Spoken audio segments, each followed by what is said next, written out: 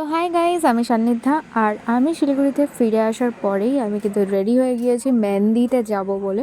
And mehndi ceremony ছিল, এটা আমার একটা খুবই কলেজের ক্লোজেস্ট একটা বন্ধুর সেরিমনি ছিল। তো দেখতেই পাচ্ছ খুব সুন্দর করে সেট আপ করা হয়েছিল, এখানে সবাই মেহেন্দি পড়ছিল, ব্রাইডও এখানে মেহেন্দি পড়ছিল খুব সুন্দরভাবে সেজে।